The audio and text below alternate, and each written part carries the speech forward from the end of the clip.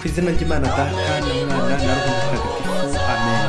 Bana b'Imana nimuhumure maze tugororokere Imana kuri wa gatanu w'icyumweru cya 13 mu byumweru bisanzwe tariki 2 Nyakanga 2021. Isomo rya mbere mu gitabo cy'intangiriro umutwe wa 23 umurongo wa 1 kugeza kwa 4 n'umurongo wa 19 n'umutwe wa 24 umurongo wa 1 kugeza kwa 8 n'umurongo wa 62 kugeza kwa 67. Sara yabayeho imyaka 127. Sara yapfiriye i Kiriyati Haruba ariyo Heburoni mu gihugu cya Kanahani. Abrahamu aramuririra aramwiraburira, hanyuma arahaguruka ava ku murambo ngo ajye kumvikana na bene Heti. Nuko arababwira ati, ndi umusuhuke n'umushyitsi muri mwe, nimumpe ikibanza cyo guhambamo umuntu wanjye witahiye. Nyuma y'ibyo Abrahamu ahamba Sara umugore we mu buvumo buri mu murima w'Imakipela ahareba imambure, niyo Heburoni mu gihugu cya Kanahani. Abrahamu yari umukambwe ageze mu zabukuru, kandi Uhoraho yari yaramuhaye umugisha muri byose. Abrahamu abwira umukuru mu bagaragu be wategekaga ibintu bye byose ati, shyira ikiganza cyawe munsi y'ikibero cyanjye urahira Uhoraho Imana y'ijuru n'isi kutazashakira umwana wanjye umugore mu bakobwa b'Abakanahani dutuyemo, ahubwo uzajye mu gihugu cyanjye mu bavandimwe banjye aba ariho ushakira umugore umuhungu wanjye Izaki. Umugaragu aramubaza ati, ahari we n'umugore ntazakunda kunkurikira muri iki gihugu, nzajyana se umuhungu wawe mu gihugu waturutsemo? Abrahamu ati, uzirinde gusubizayo umwana wanjye. Uhoraho Imana y'ijuru yankuye mu nzu ya data no mu gihugu cyanjye navukiyemo. Yarambwiye kandi arandahira ati, iki gihugu nzakigabira abazagukomokaho, kandi niwe uzohereza umumarayika we akujya imbere kugira ngo ubonere umugore umwana wanjye iyo ngiyo. Niba kandi umugore adashatse kugukurikira, uzaba mwereka indahiro wangiriye, ariko ntuzasubize umuhungu wanjye iyo ngiyo. Ku kagoroba Izaki aza aturutse ku iriba rya Hayiroyi. Icyo gihe yari atuye mu ntara ya Negevu. Nuko kuri uwo munsi mukabwa ajya gutembera mu gasozi, ngo yubura amaso abona ingamiya ziraje. Rebeka nawe yubura amaso arabuka Izaki yiruka ku ngamiya. Abaza umugaragu wa Abrahamu ati, uriya mugabo uri ku musozi uje atugana ninde? Umugaragu ati, ni databuja. Ako kanya Rebeka yenda igitambaro cyo mu mutwe aritwikira. Umugaragu atekereza Izaki ibyo yari yarakoze byose. Izaki yinjiza Rebeka mu ihema rye. Izaki arongora Rebeka amubera umugore, aramukundwa kaza, nawe amuhoza urupfu rwa nyina Sara. Iryo ni ijambo ry'Imana. Zaburi ni 106. Nimusingize Uhoraho kuko ari umugwaneza. Nimusingize Uhoraho kuko ari umugwaneza, kandi urukundo rwe rugahoraho iteka. Ninde wavuga ibigwi by'Uhoraho akamamaza ibisingizo bye byose? Hahirwa bita ku mategeko y'Uhoraho igihe cyose bagakurikiza ubutabera.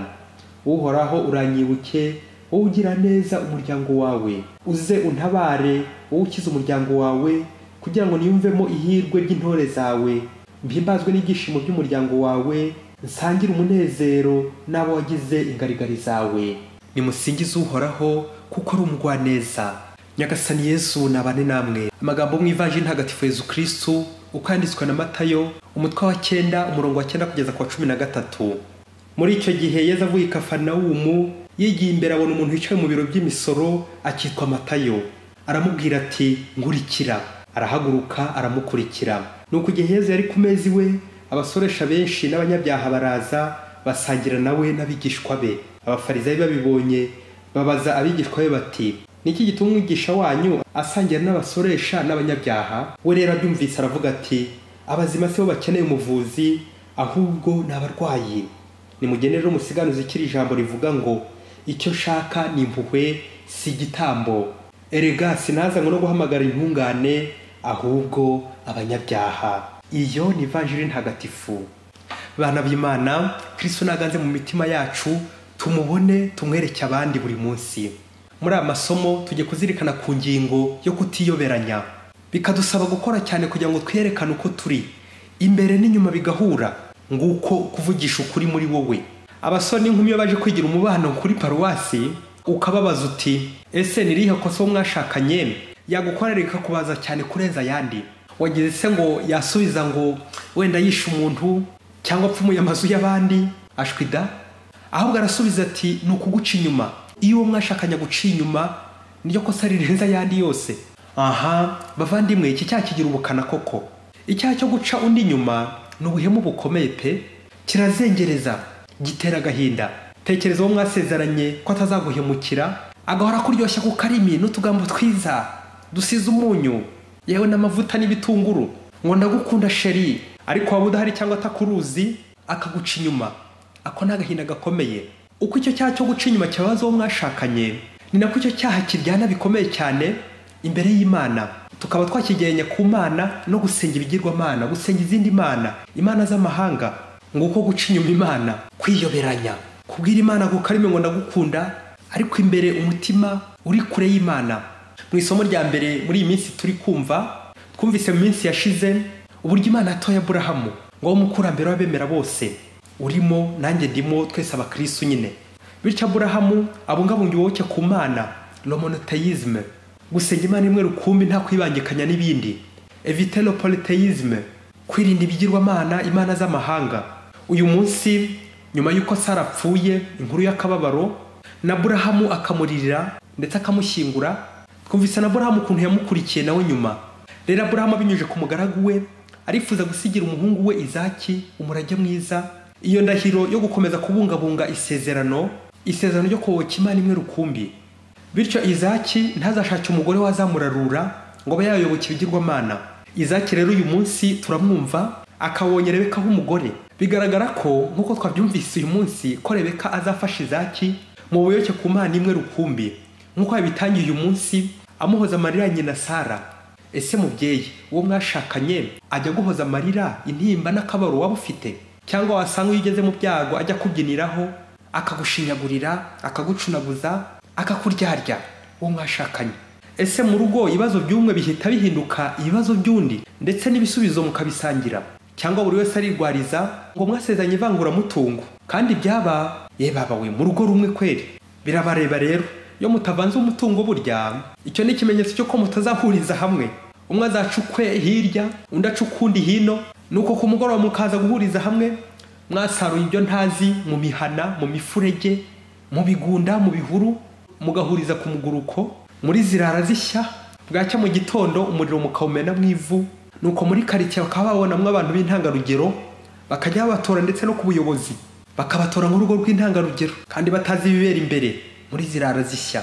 Ye baba we, mu ivanjiri y'uyu munsi harimo impande ebyiri. Ku ruhande rumwe hari umunyabyaha wiyiziho ko ari umunyabyaha, ntabwo yirwa yihishira ngo yiyorobeke. Uwo ni Matayo wari wicaye mu biro by'imisoro, ariko Yesu aramurembuje ati nkurikira.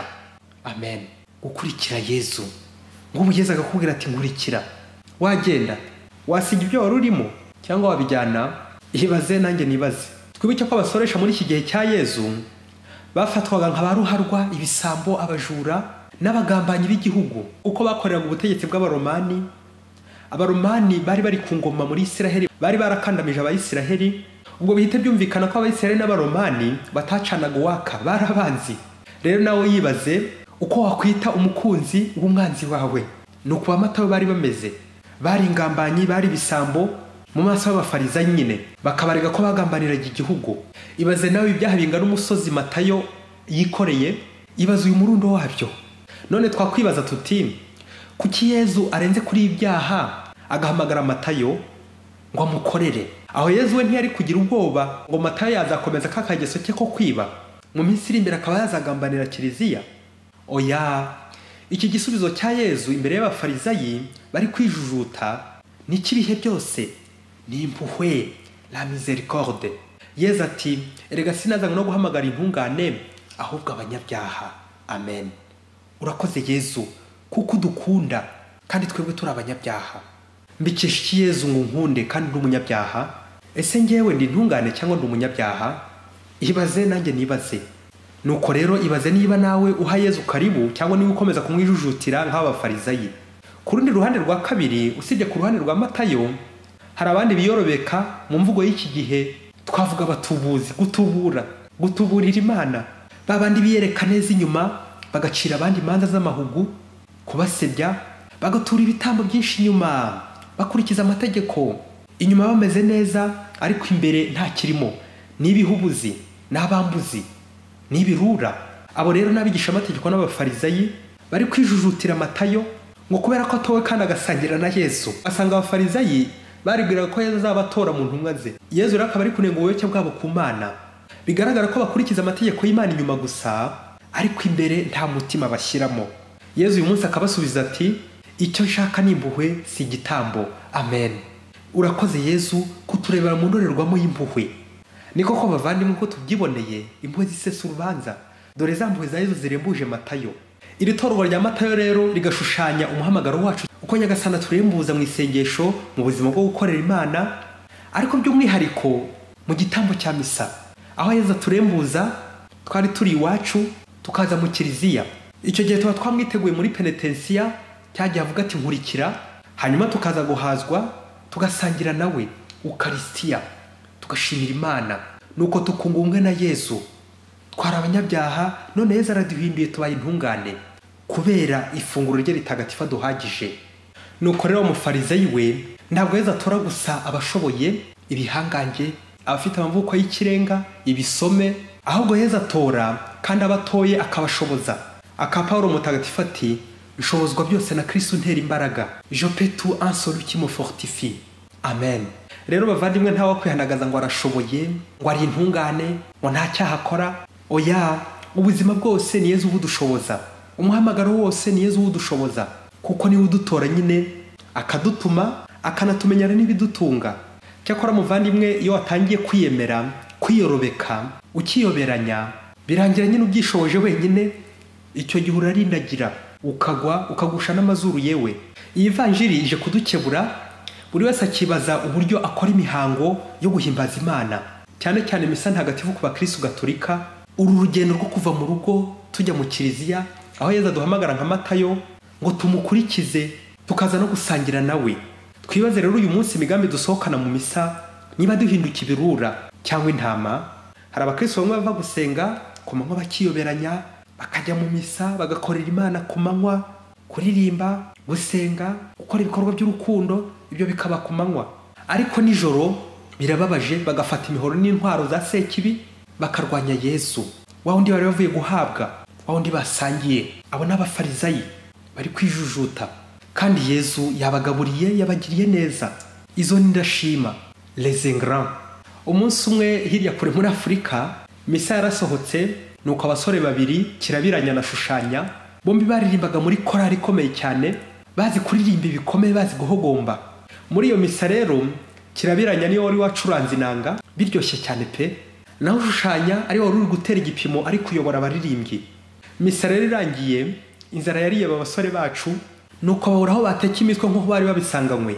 Nuko baratekereza, baza kugera aho bigira inama yo kwiba amakanzu y'abapadiri, barayambara hafi ku mugoroba, bishyira ijoro, bajya gusaba icumbi ku mukire wacuruzaga amabuye y'agaciro. Nuko umukire w'umukristo abonye ko ari abapadiri, ntiyazuyaza, abitaho, arabagaburira, yewe abaha n'icyumba cy'imbere cy'abashyitsi b'indani. Ntihirwa babaza byinshi, dore ko yari ari mu gahinda, bwari buke ashyingura umwana we, kandi agatsinda yari yizeye ko ari abapadiri, abantu b'Imana, avugisha ukuri. Nuko mu gicuku abacu Shushanya na Kirabiranya bumvise bose bamaze gusinzira neza, barabyuka buhoro buhoro, bagenda buhoro buhoro, banyonyomba buhoro buhoro, bafungura icyumba bari bizeyemo ry'amabuye y'agaciro. Bagezemo basanga mu isanduku, bahita bayibadukana, kandi bumva iremereye cyane pe, nkirimo nyine amabuye y'agaciro. Baribwira bati turatomboye we, twongeye turariye, turakize, birarangiye, izi ni zahabu dutwaye. Nuko barasohoka muri yanzu bariruka. Nuko bugiye gucya, hatangiye kubona, bapfundura ya sanduku kugira ngo bagabane za zahabu zari ziri mu isanduku nyine. Bafunguye basanga ari umurambo. Urumva yari wa mwana wa mukristo w'umukire wari wabacumbikiye, uwo mwana nyine yari yapfuye. Nuko Shushanya na Kirabiranya baririmbyi bacu bagwa hasi, bagusha amazuru, bagwa bubitse inda.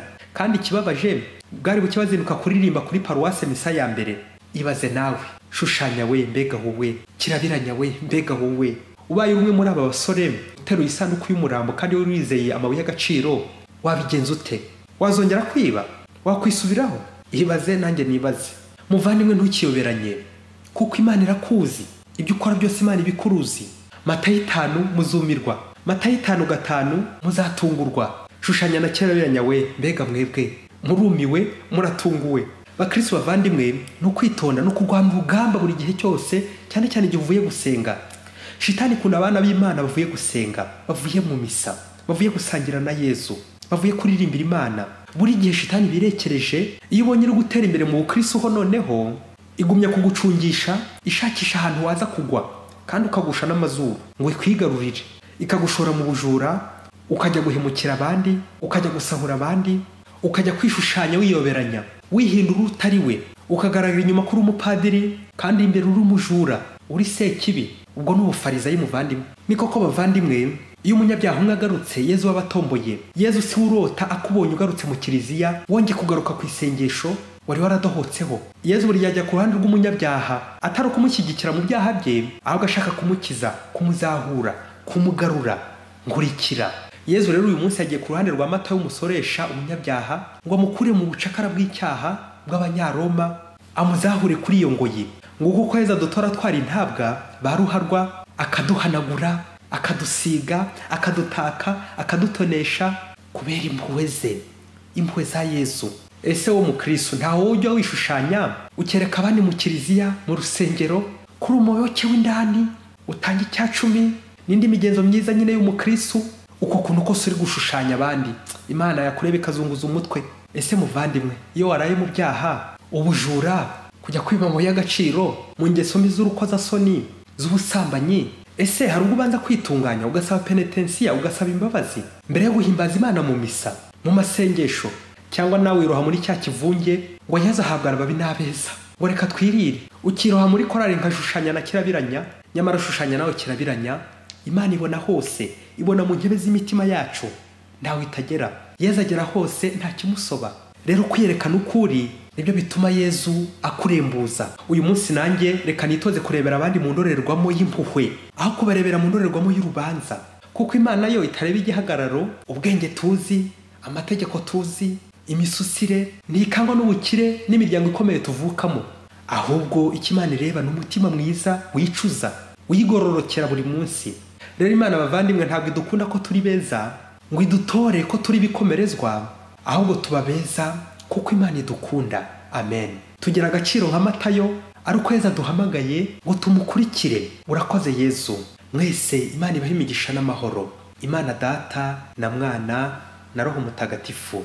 Amen. Padiri Masumbuko Ladislas wa Diocese ya Cyangugu.